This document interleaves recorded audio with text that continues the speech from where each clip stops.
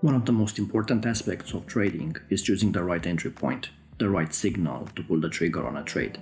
And there are many methods for determining entry points based on chart patterns, Japanese candlesticks or technical indicators.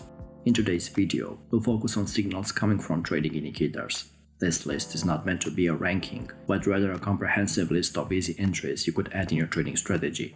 So let's get started. First signal is the Heikin-Ashi color change. The main advantage of Heikin-Ashi is that the charts are much smoother looking, which helps to more easily identify the trending direction. Heikin-Ashi charts are color-coded, so as long as the price is rising, then the bars will show up as green. As long as the price is falling, then the bars will show up as red. While classic candlestick charts may flip-flop constantly from a green bar to a red bar, Heikin-Ashi charts tend to have longer stretches of green and red bars, which provides more clear highlighting and confirmation of current trends. So for the actual entry, pay attention to Heikin-Ashi changing their color. And there are two simple aspects to keep in mind on a Heikin-Ashi chart. Bearish trends are created almost exclusively by bearish candles. Strong bearish trends tend to have no upper shadows in the candles. Bullish trends are created almost exclusively by bullish candles. Strong bullish trends tend to have no lower shadows in the candles.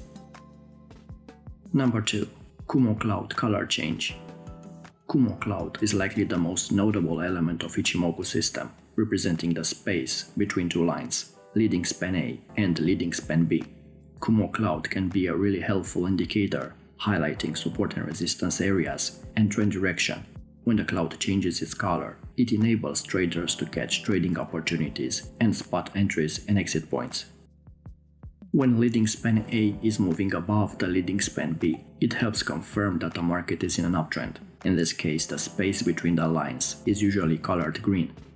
When the leading span A is moving down below the leading span B, it may confirm a downtrending market movement.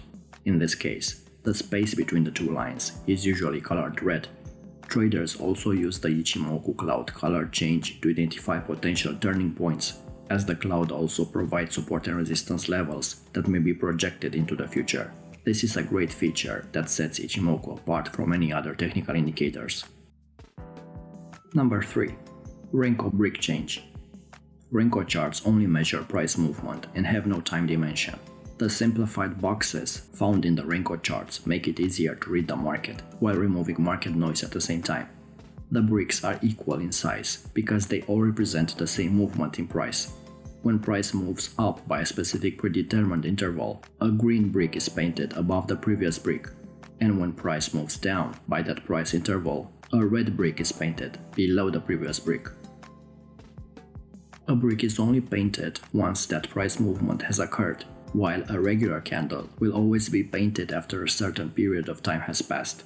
That's the reason why Renko boxes offer better entries.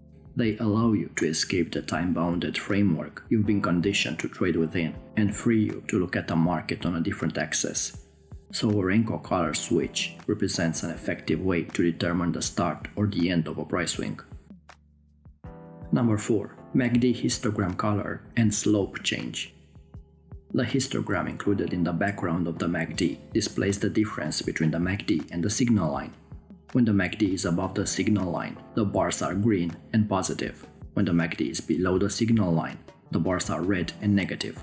The actual height of the bars is the difference between the MACD and the signal line itself. Using MACD histogram for signals can be made in several ways. In general, when the market sentiment is turning, you first get a signal from the MACD histogram. When the original momentum starts to fade and MACD line starts approaching signal line, MACD histogram reverses. So you could take your entries based on MACD histogram changing its color from green to red or vice versa. Another point of analysis would be to pursue the MACD histogram as it moves away from the zero line, both positive and negative, and to track it as its bars grow larger. The actual signal comes when the histogram no longer increases in height and produces a smaller bar. Once the histogram prints a smaller bar, traders look to enter in the direction of the histogram's decline. So in this case, you must pay attention to the MACD histogram slope. Number 5. ADX crossover. The positive directional indicator and the negative directional indicator of the ADX help traders decide whether to take a long or a short trade. A common way to take entries with the EDX indicator is by spotting directional index crossovers.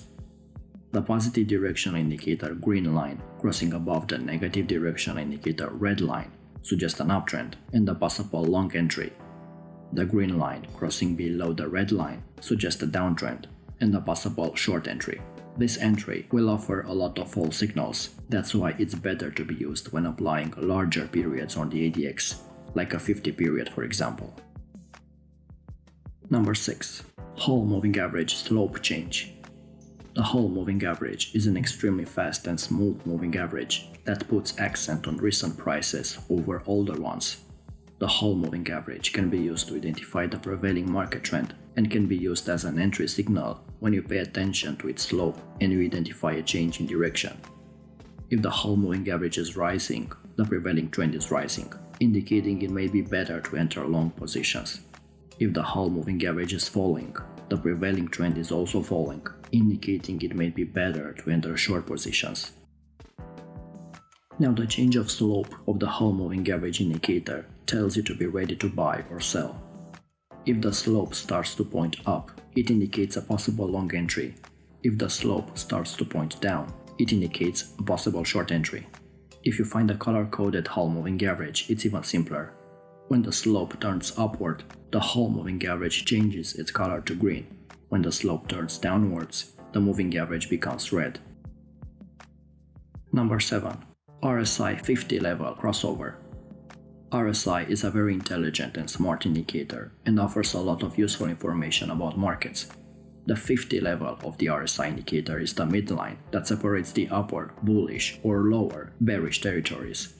In an uptrend, the RSI is usually above 50, while in a downtrend, it's below 50.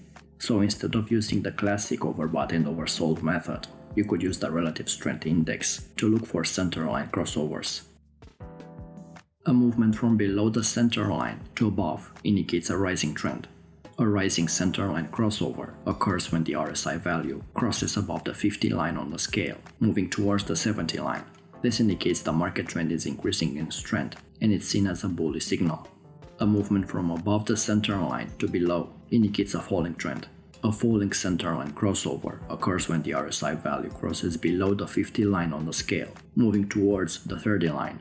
This indicates the market trend is weakening in strength and is seen as a bearish signal. Number 8.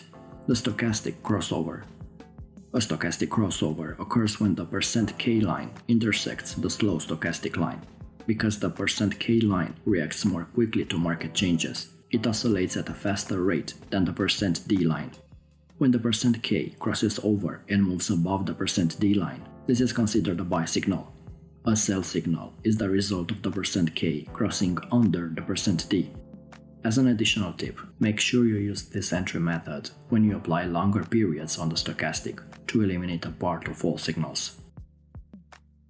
As an alternative, you could also pay close attention to the 50 level crossover that occurs when the %K stochastic crosses the 50 line on the scale, which is seen as a movement toward a stronger position and read as a buy signal.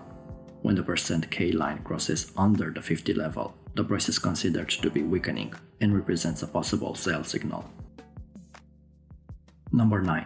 Sharp trend cycle 25 and 75 crossovers. If you want to add a cycle component to your entry, then sharp trend cycle is a great alternative. The best way to understand the readings of this indicator is to take two thresholds into account. You have one at 25 and the other at 75. Whenever the indicator surpasses the 25 line, that indicates the observation of an uptrend. When the indicator crosses below the 75 line, a downtrend is likely being present. When the indicator falls below the 25 and the 75 lines, that means that the trend is developing, specifically in one of the two directions.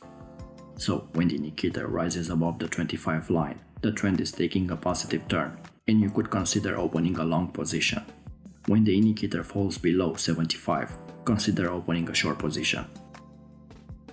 Number 10. Parabolic SAR dot change. On a chart, the parabolic SAR is visualized as a sequences of dots next to the price bars. Dots are located below the price during bullish trends, while during bearish trends they appear above it. Parabolic SAR buy signals are generated when the dots are located below the price bars. So if the dots are above the price and flip below it, it means that you could expect a potential change in the price direction. The sell signals are generated when the dots are located above the price bars.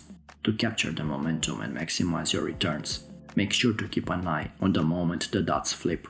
As soon as the indicator switches to a position above the price, consider it as an indication of a change in the trend and a possible sell position. These indicators can be used on all time frames, and for most part, they have variables that can be adjusted to suit your specific preferences. Remember that experienced traders never enter the market just because the indicators are signaling a buy or sell position. The main rule of effective trading is to enter only at certain points, based on support and resistance levels, price action, chart patterns, and many other factors. As always, if you learned something new and found value, leave us a like to show support, subscribe to our channel and click the bell icon to stay notified when we release new videos. Until next time.